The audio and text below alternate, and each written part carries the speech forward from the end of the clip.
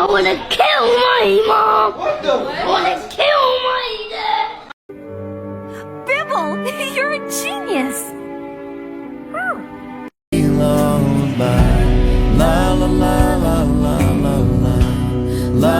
That's not funny.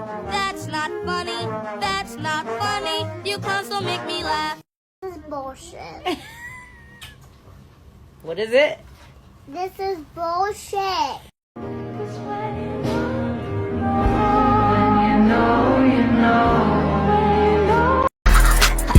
Yeah. Swing your fucking pole, nigga. Act like you wanna do something. Ride on the dick like a pole. You don't have this like a cute.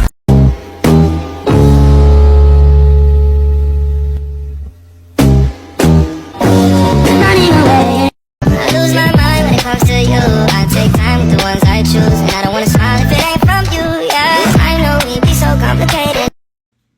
Your needs are met. You have hay, you have water, you have shavings, you have a blankie, you have social interaction with the horse next to you. And it is for 2 hours so you can get chiropractic. That's literally it. You're not being abused. Stop pawing at the door. You will go outside in less than an hour.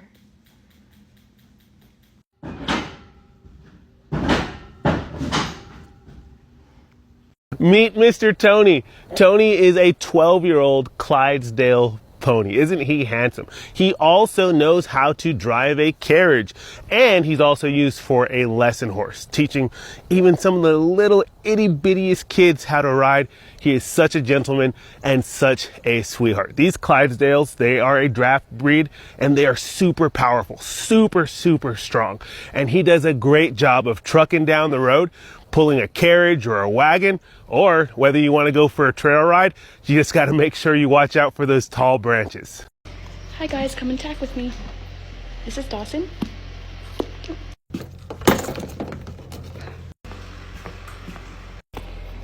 He's so cute.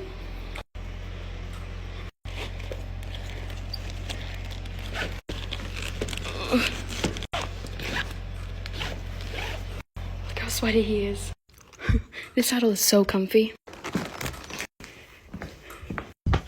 Oh, he's so sweaty.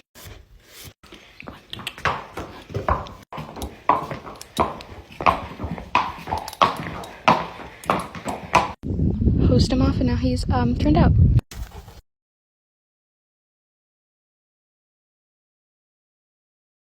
So this is my 19-year-old horse named Snorty. He actually holds a very special place in my heart because he was my first horse. I thought I'd give him a little spot day real quick. He recently had to have his shoes pulled, so he's barefoot now. The first things first, gonna pull his mane, looking so much better. He's just handsome. Now we're gonna trim his tail, get his legs cleaned off, get him all brushed off and nice and shiny. And cookies for the good boy. He actually isn't supposed to be able to be ridden, but somehow is sound enough to ride. When he was a baby, he rolled and got his front left leg stuck in a panel and almost ripped it off. He's gone on to have a successful career in both Western cutting and all sorts of ranch events, as well as English. Love you, Snorts. Let's talk about kid horses.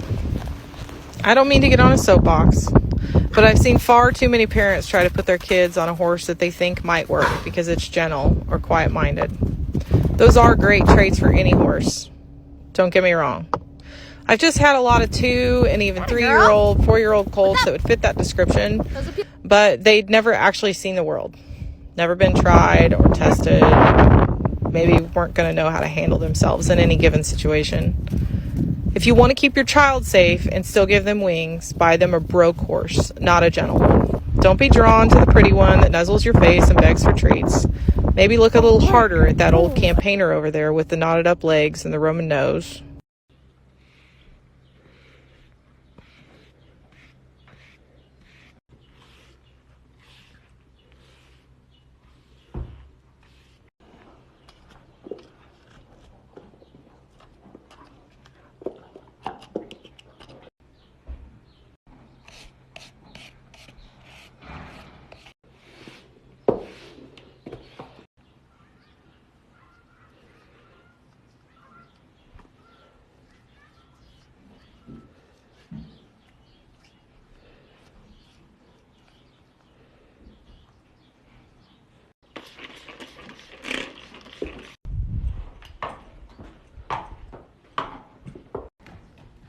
flight collector chair. Show the tallest horse in your collection, the smallest horse in your collection, the friendliest horse in your collection, the least friendliest horse in your collection, a magical animal in your collection, your favourite stallion in your collection, your least favourite stallion in your collection, your favourite mare in your collection, your least favourite mare in your collection, your tallest foal and your shortest foal, a grey horse, a grey foal, your favourite rider in your collection, your favourite saddle in your collection, and your favourite bridle in your collection, an item that has earmuff things, your favourite brown foal, a patched horse, and a spotted horse.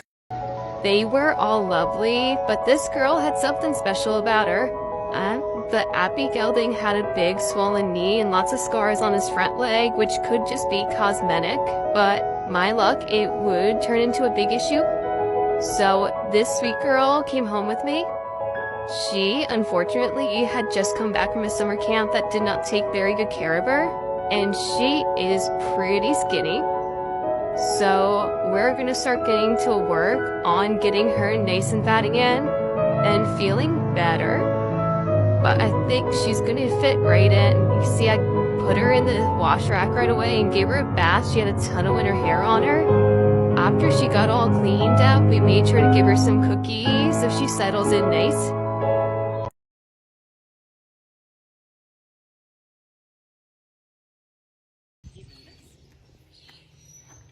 You still have a walk decanter? Is that gone? Oh, what a boy.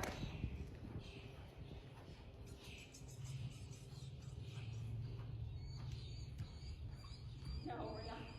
She's gonna leave you. When you do doing that. Thank you.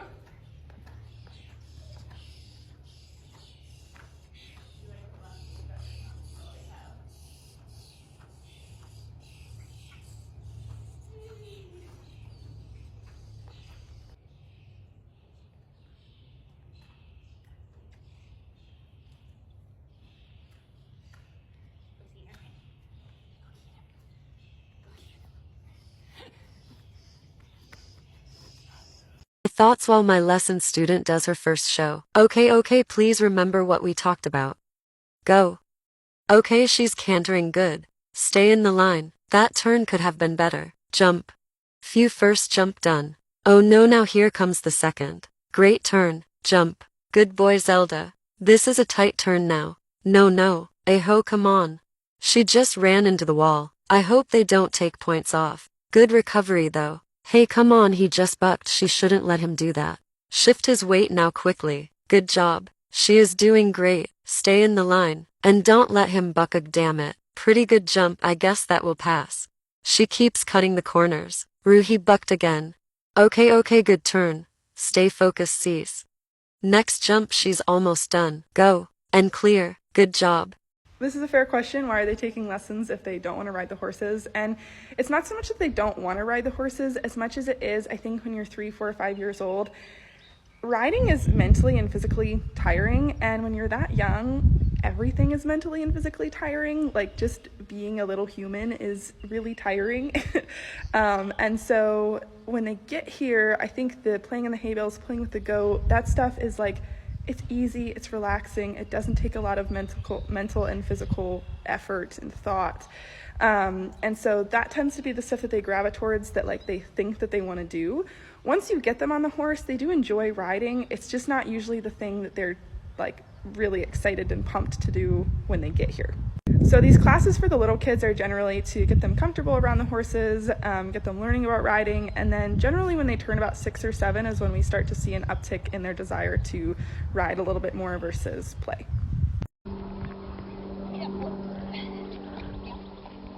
He says, oh damn it, I know where this is leading.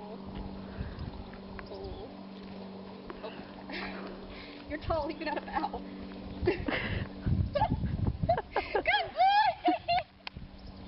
He's like, what the hell just happened? Good boy, I'll give you a whole gummy worm for that.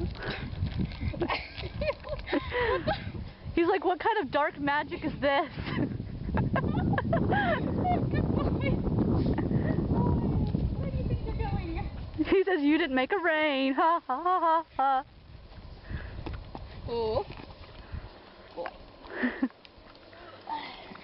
Good thing you can neck rein. I don't remember how well anymore. It's been a long time. Back. Are you going to ask him for big? Or for Spanish walk? Yes. You got to say big. Big. Big. Okay, so I need you to tell me exactly what the issue is. Okay, so it says here that your issue is that you had to work on a Sunday, that is not your lesson day. And what did you receive as payment for this extra work day? I don't see that listed here anywhere. Okay. So not only did they make you work overtime, but they did not compensate you with any additional second cut hay. Okay. So we can certainly work on that. Let me go back to, our lawyer, and let's see what we can do. You never signed a contract? You don't have fingers. Okay.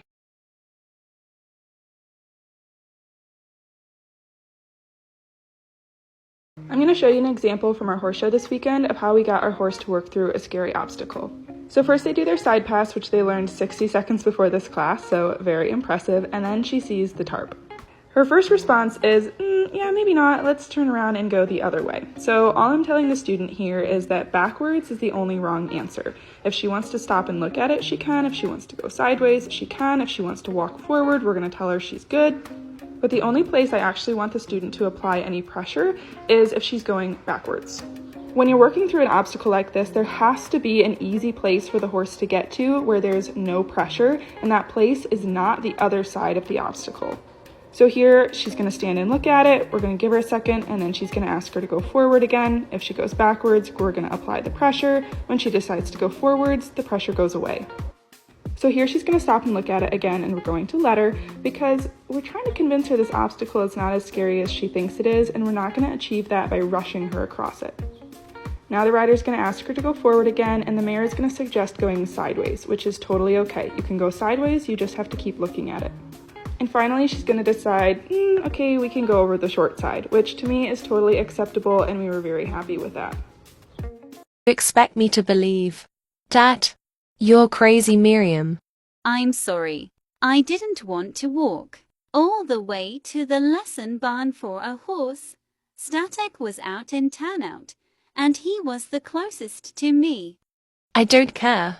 You know he has a show tomorrow. What if he had tripped? What if he clipped a jump? So many things could have happened and caused him to go lame. If you ever do this again, Miriam, Lord help me. It won't happen again. It was a one-time thing, I swear. Okay, Miriam. Whatever you say. I'm going to check the files in her office. Have a nice day, Miriam. In the office. Cilantro, Rocket, May, Monty. Aguirre's. His damn file. Static.